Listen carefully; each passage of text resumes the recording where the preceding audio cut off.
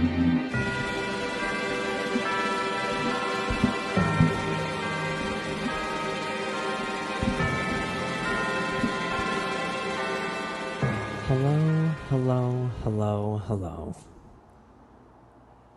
and welcome back to Screen Preach. And Donut needs to be in it. That's good. What is it? Go get it. Go get it. Donut needs to be in it. We need to hear her voice at least. She's not going to be in it like she used to be back in the day, remember? Those early episodes on the couch? That's not where we're at. No, but she needs to be in it because you're back here with me for one last time. I hinted at it a couple times in the last few months. I know I've been completely absent, completely non-factor in the podcasting, movie reviewing world because I've been busy as shit. And I told you it was a special episode, but not the kind of special episode you're used to. This is officially episode 74, the series finale. And it wasn't a decision that I made easily. I thought about it for a while. I also thought about the fact that I hadn't done an episode. Weeks just kept going by. Just couldn't find the time. I kept seeing things. I kept having thoughts and wanting to express them, but even the Instagram got hard to keep up with. Every part of this got hard to keep up with. And look, nobody, maybe you didn't hear me the first time I said it. Maybe you didn't want to listen to me, whatever it was. But I said, I'm here for a good time, not a long time. No, that's not how I said it. I said, I don't want to make a living out of talking about what other people have created. I don't want to make a living out of talking about what other people created. Now, it doesn't matter to me if that's what you makes no difference to me what a man does for his business. I am a writer and a storyteller. I create things. That is what I was put here to do, not talk about what other people are creating. And it's fun, it's a cool hobby, and I hope I get to do it again someday, honestly, but next time I do this, I'm doing it right or I'm not doing it at all. And what I mean by that is a lot of the obvious stuff, things that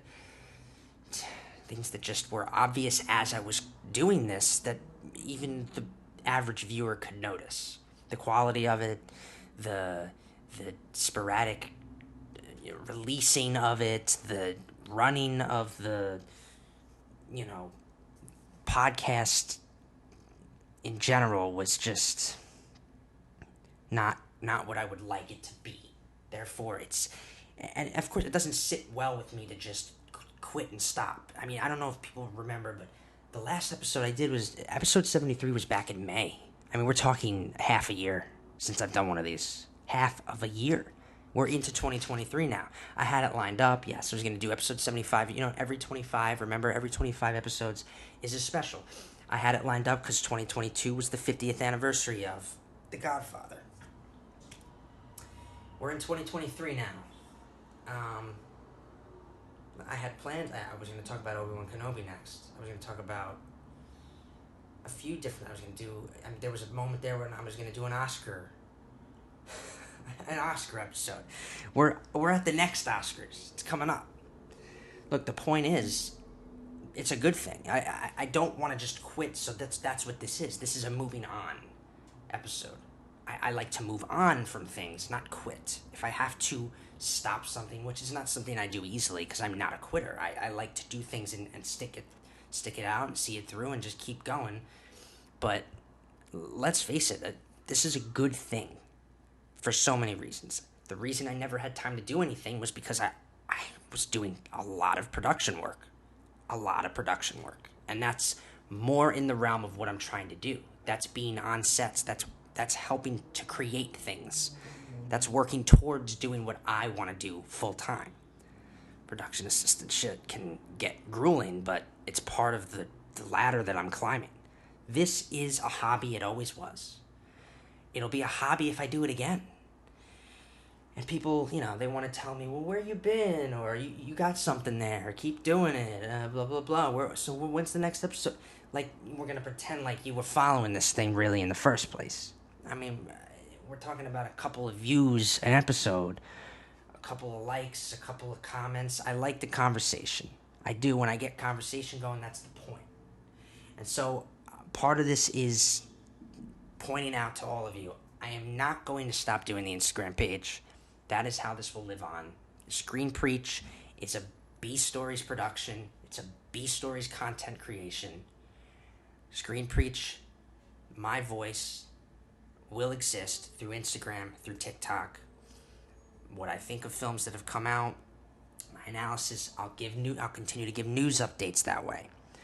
But the podcast itself was like having a third job on top of two jobs. I do Uber to live. I do production to live. That's half and half of the time. As the production literally became like this, and my writing time went like this, I can't have a third job. And that's what this became. So, this is great. I'm gonna talk to you now I will do a little 2022 recap since we last talked. It'll be nice, and then we'll get out of here. And you can find my thoughts on things by following at Screen Preach on Instagram, on TikTok. That's where it'll be. I'm gonna find the time when I can, in my own way, to post things, to give updates, to do cool things on social media. And the show isn't going anywhere per se, because what we have done here, 2 seasons, 74 episodes, will exist forever. It'll be on the B Stories channel. This was a B Stories production, and it will exist. It had a start date, it had an end date. Think of it as getting canceled, whatever you want to call it. 74 episodes from 2020 to 2023. Nice. But, I mean, that's really it. Like I said, it didn't come to this decision easily, but I didn't like that I was not doing it consistently anymore, and I knew why I wasn't. It didn't bother me, the reasoning why, but to just not give you guys some reasoning and some closure for anyone who does check in, for anyone who was wondering where the podcast episodes were. You're still going to get my voice on Instagram, but other than that, this is the concluding moment of Screen Preach. This is it for now. And I thought about just doing episodes when I can, editing them over however long I need, and then putting them out. Might be weeks or months in between episodes. That almost happened, I had it lined up to do episode 74, which wasn't going to be this. It was going to be Obi-Wan and the Northmen. Those were the ones, and it was, I couldn't believe it. Like, every week I couldn't get to it, and it just became that way for months. And then my thought process started to change. It's not getting any slower on my end, and I don't want it to. I'm going in the direction I'm supposed to be going in. This is what we had to do.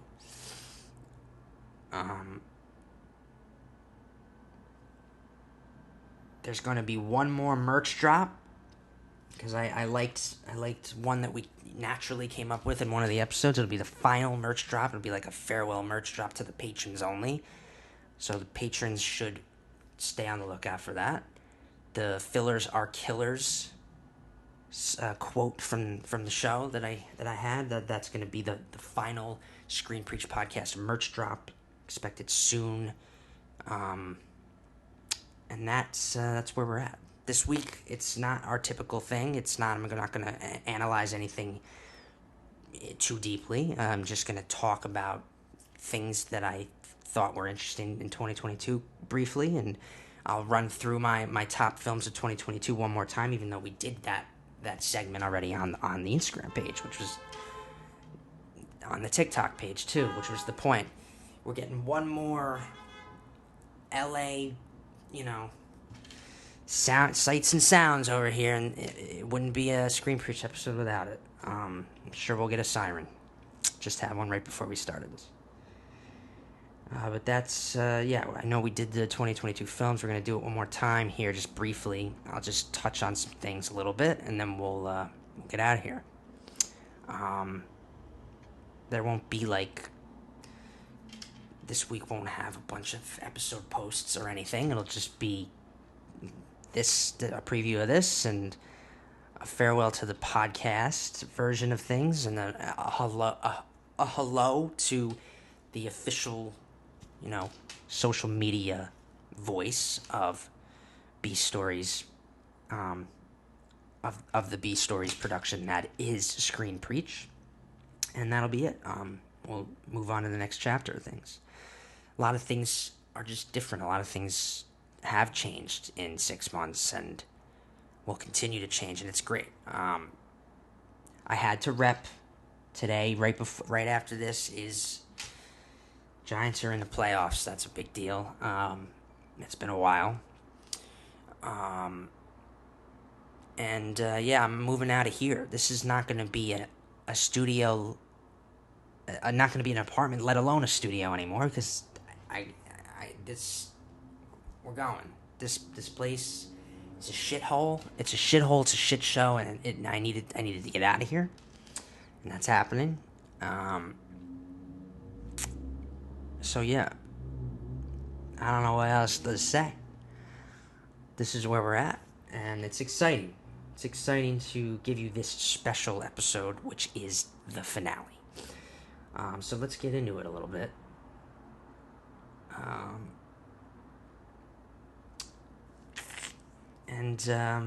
Just so you know, I don't have a particular topic this week, or I don't have a particular topic for the finale, but I will maybe talk more about some things and less about others.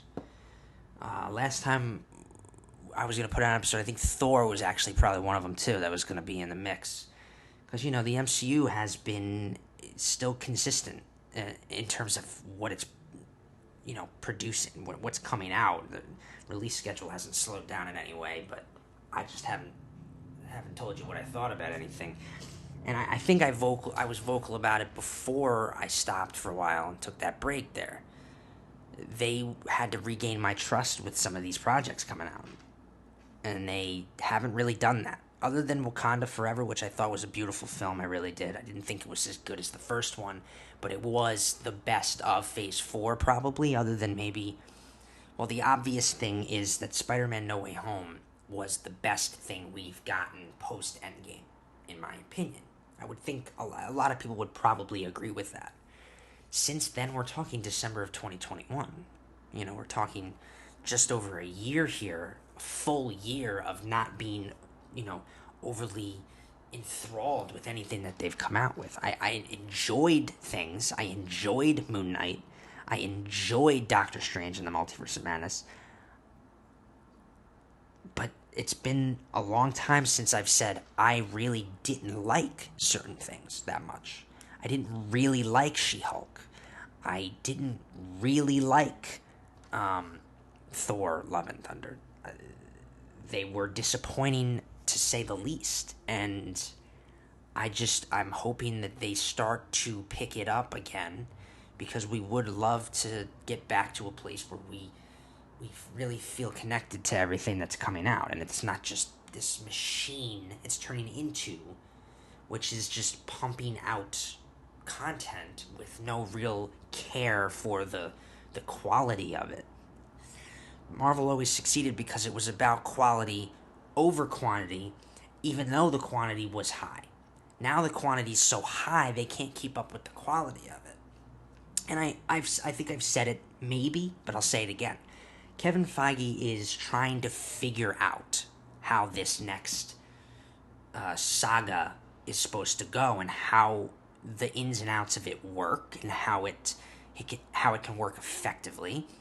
We forget that the beginning of the MCU wasn't stellar from the get-go. It took a lot of trial and error in figuring it out.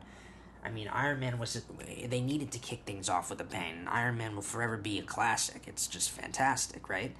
But it followed up they followed up Iron Man with kind of a bumpy road there for a minute until Avengers came out, and they had to figure out their formula and their system for things, and attention to detail was really key.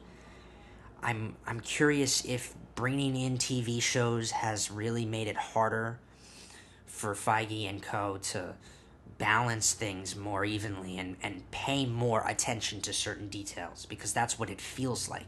It feels like things are just coming out so quickly and in so much quantity, that and in such abundance, that they're lacking kind of the same kind of attention to detail they used to have, and it's costing us quality films. With it's very safe to say that there's not a poor quality idea that they've pitched to the audiences, that they've teased, and that they've given one more motorcycle run through. You gotta get them. It's amazing. They love this street. I mean, every time I've done an episode, it's siren and motorcycles. Always siren and motorcycles. You can't not get them. Anyway. But to say the least, Thor: Love and Thunder was disappointing. So was She-Hulk. Wakanda Forever was beautiful. It was beautiful because it encapsulated both a farewell to Chadwick Boseman and a farewell to the character too of T'Challa, while kind of not relying too heavily on world building, not bringing such a focus to like, okay, we have these new characters and they have to be focal points as well, and we have to, they sprinkle it in very, Ryan Coogler did a very good job of just this kind of passing the torch. It's a complete thematic embodiment of family and motherhood, and most importantly of grief, and that was, you could feel that. I mean, it was very emotional to watch. That isn't in my top films of 2022 for a lot of reasons. The other thing I never got to talk about was Obi-Wan Kenobi. Obi-Wan Kenobi, it was good. I actually I thought it was very good. I know that I might be the thing about Star Wars nowadays is every project's going to be divisive for the most part. Ever since The Last Jedi came out, there's just no way around it. Like, Disney hasn't really regained anybody's full confidence, and they put out, The Mandalorian, it kept things alive, and it kept us thinking, all right, there can be really good stories told in this world, no matter what, but it's hit or miss sometimes, and it's always going to be divisive. People are going to like it, love it, hate it, kind of like it, whatever, blah, blah, blah. Obi-Wan Kenobi, I thought, aside from a few things that I was like a little bit tweaked about, it was very, very entertaining. I think a couple of the biggest things that happened in 2022 were we returned to Westeros, and we returned in the best kind of fashion possible. I mean, House of the Dragon was everything you wanted it to be. It was fantastic. It wasn't Game of Thrones, right? It wasn't at that level per se, but it was a quality drama series, to the point where it won Best Drama Series this year at the Golden Globes. So, I mean, that was fantastic. Lord of the Rings was kind of competing with it. That was divisive. People didn't like it, or people really did like it. I really liked it. I thought it was really good, and I'm looking forward to the second season. But 2022 had this. It was kind of like the start of what we're gonna always just have now. 2021 was similar to this. I think it really picked up in 22, where every little franchise that you can think of, every big, long form story world that we have, any IP is just going to be coming out with things in any form. Whether it's Marvel or Star Wars or Harry Potter or the Hunger Games or Game of Thrones, Lord of the Rings, Indiana Jones, like anything you can think of, it's coming out. And video game adaptations, The Last of Us just started. So far, so good. It looks like it's going to be fantastic. Video games were big in 2022, and now to start 2023, Halo was divisive, but it came out. Assassin's Creed, there was movement and then more movement and then changes on that, which is supposed to be coming out at some point. But everywhere you turn now, video games are an IP that we are seeing these adaptations of. There were a lot of ups and downs. Westworld, the fact that it did have another solid season. I thought season 4 was a solid season, and it set it up perfectly for a final season. We don't get to see that final season because HBO's acting like a bunch of children right now for some reason. They're acting as strange as I've ever seen them act when it comes to what they want to release, what they want to shelve, what they want to move forward with. They cancel Westworld and then they take it off of HBO Max, which is just the strangest thing. They do that and they remove other things and then they up the price of the kind of a weird time to do that. To axe shows that people like and then up your prices is very strange. Not to mention telling everybody with this announcement of like, I guess we can expect most of the Game of Thrones spin-offs to be shelved and not coming now. I would assume that doesn't include the Jon Snow series, because if there's any series of any of the spin-offs from that world that we would want, it is the Jon Snow series. And there's really not a whole lot of word on what's going on over there. But yikes, HBO, yikes. We had another season of Stranger Things. We had the penultimate season of that series, which just continues to just, like, that was a show that was, like, in my top 20, and then every season would come out. And then I guess at maybe season 2 or maybe I guess there was a point where it kind of jumped back up and was like, all right, maybe it's not as great, but then it came back. Season 4 was, in my opinion, the scariest season, the best villain, the best season so far, and it sets up this epic final season that we're gonna get. It's in my top 10, which should be no surprise if you've seen my post about what I think are the 25 greatest series of all time. It's crazy to make a list like that, and then even making my 2022 movie list, like, you see something else, and then, like, I hadn't seen Avatar at that point yet, and then I saw it, and I was, Avatar, I'll touch briefly on that, because I was one of these people who, I wasn't blown away by Avatar when it came out in 2009. I thought visually and technologically it was fantastic. It was great. I love that. I see what you're doing, and that's great. But is your story going to grab me, and is it going to move me?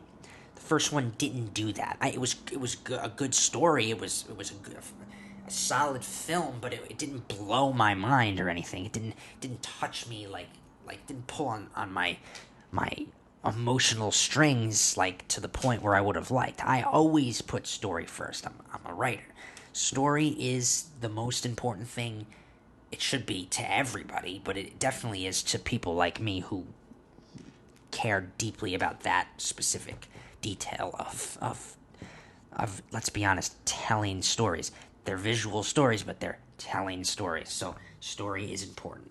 The second film, I go into it expecting what I expected going into the first film. So I wasn't expecting it to jump into my top films of 2022 per se, but it did.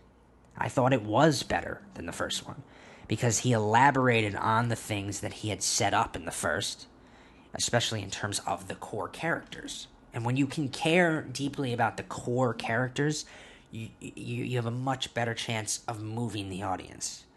And once the theme of family took center stage, I gotta admit, it was very emotional. It was very, very touching, and it had me. The whole experience of that second film did have me. For me, it goes into the debate of, like, sequels that are better than the original. It made me excited for the films that are coming in the series. I wasn't saying that after the first one. I was saying that after this one. That doesn't mean I'll be still feeling that way after the third one comes out. We'll see what happens. But Avatar: Way of Water was a pretty fantastic film. I'm not gonna lie. So, I mean, Cameron. James Cameron was always one of those filmmakers where it's like, yeah, I like him. I don't love him. I like him. He gave me a few classics that I love in my life. Obviously, Aliens, Terminator, Terminator 2, Judgment Day. But outside of that, I was kind of just liked him. I wasn't. His films didn't. He was never one of my favorite filmmakers. He gave me another one that I really will go down for me. It will go down in history for me as one of his solid films that I really love.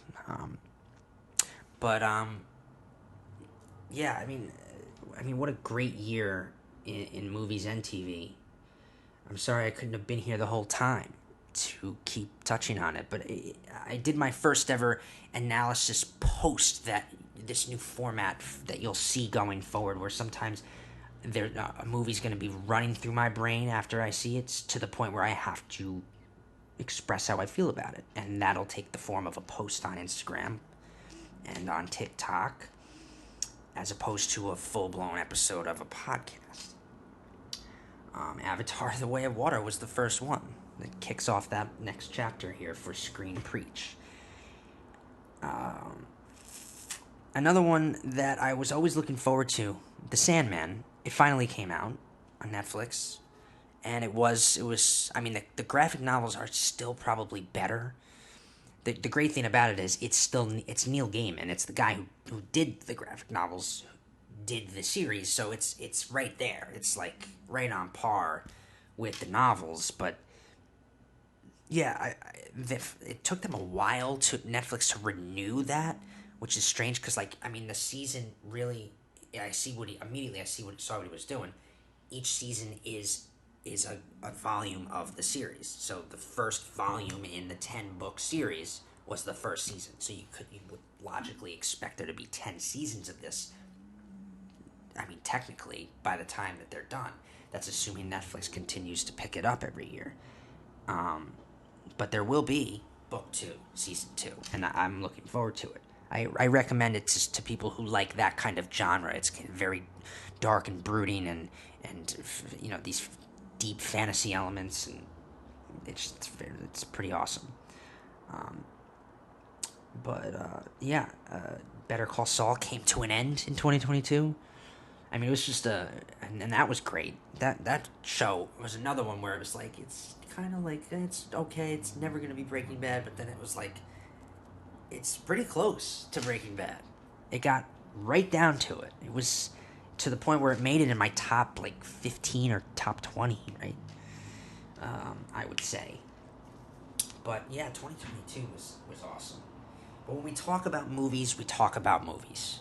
And so my list, I didn't, at first it was going to be in no specific order, these were the best films of 2022, but I did pretty much have an ordering of them. Nope. I really liked Nope a lot. It was really good. But I think I liked Us and Get Out more than that one. I think I was expecting more from it. I think I expected it to be scarier, and I'm not sure why, because he's more of a thriller guy than a horror guy.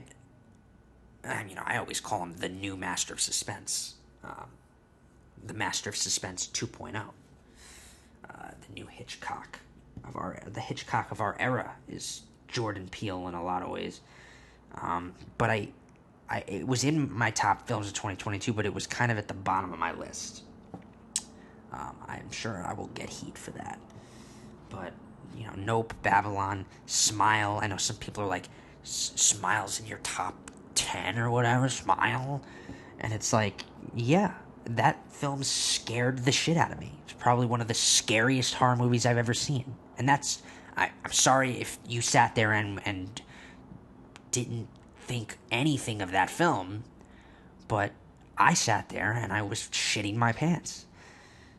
That to me makes a quality horror film, and it was one of the best films of the year. It was going to be Smile or Barbarian for horror films. Barbarian was there, but it wasn't better than Smile to me, or Nope. It was there. I thought Barbarian's twist was one of the best twists of 2022 in terms of films. But in terms of the overall movie itself, it didn't quite make the cut for me. It's right in the mix. It's right there. But Smile scared the shit out of me, so it's in there. The Northman, Avatar: The Way of Water made the cut. Black Panther, Prey, which is this little like nugget on streaming that you might have missed, like the Predator spin-off that you just might have missed if you didn't even know like in any way that it was coming out, and it was one of the best films of the year. The take on that whole idea, the twist on it, was great, fantastic.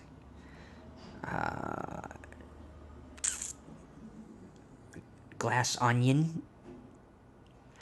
Knives Out to me was one of my favorite films of the last decade, so Glass Onion had to live up to that. It was very good. It wasn't Knives Out, but it was right there. It was definitely one of the best films of the year. Banshees of Inisherin. I mean, that was a great film. That was a great film in all its little nuances, all its little ways of making you think, making you feel. That was a very good film. Great performances. Right up there with all the Oscar contention this year, as are pretty much all these films in the top 5 of 2022. Everything Everywhere All at Once, a completely new take on a multiverse idea, and it managed to also be very deeply dramatic and thought-provoking at the same time. I mean, it's like Marvel should really take notes on that movie when they're thinking about how they're going to continue to do the multiverse. Ant-Man's coming, and we'll see if they finally, get back on course a little bit. The Batman, you remember how I felt about it. I thought it was the second greatest Batman film to ever be made. I'm sure that, I know that's kind of saying a lot, but you know how I felt about it. So it's right, definitely top of 2022. Top Gun Maverick. Until I saw The Fabelmans, Top Gun Maverick was the best film of the year. The Fabelmans, the only reason it's my favorite movie of the whole year is because it was very personal to me. I connected to that. I related to that, of course, as filmmakers will, watching that movie. And it was a feel good, feel sad, feel good, all around movie. The Fabelmans. I thought it was the best film of 2022. But if you saw the post, you knew this. If not, you know it now. And that's really all I want to leave you guys with. Is this is where we're at. 2023 comes a new chapter in my life, creatively, spiritually, morally, ethically, everything. I'm just in a different mindset in 2023, and talking about things that other people make is fun, but it's not my passion and it's not my life's purpose. So therefore, if it takes up too much of my time to the point where I can't do the things that I am supposed to do, then it's time to move on from it. Now, making a living doing this would be great. To make a living doing this while I try to do what I was meant to do. But that's different, and that's not happening at the moment. I could very well get a movie critic job to pay the bills. Then maybe a podcast can come from that. But as of now, this was a temporary hobby that became a job that now has to become simply a social media platform only, not a full-on series of video content, but just something a little more manageable. And it was fun. It really was. It got me through COVID. I wrote a whole movie in COVID, and I did episodes every week of this, and it helped me get through COVID. Of course, it was part of that whole journey. It was part of that time in my life.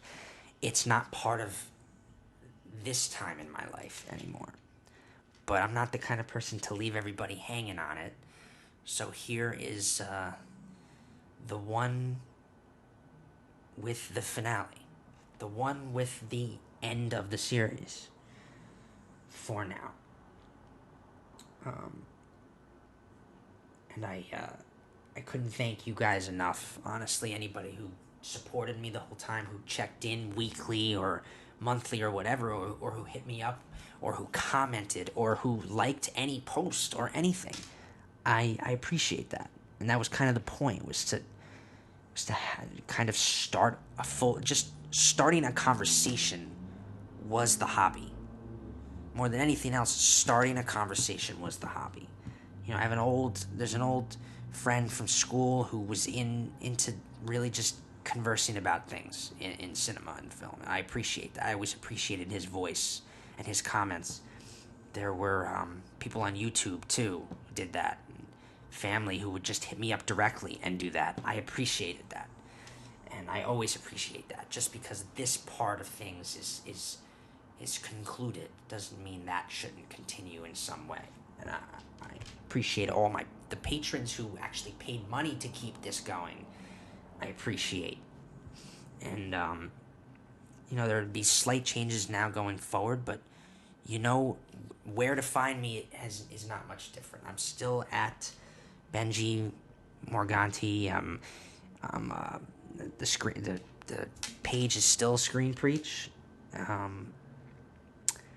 And my website is still my website, and it's where my real true work is, and I advise everybody to go there and check it out. But I think this is where we gotta say goodbye to this face in this way. Thanks again, everybody. I hope it's a very cinematic journey going forward for all of you. Peace.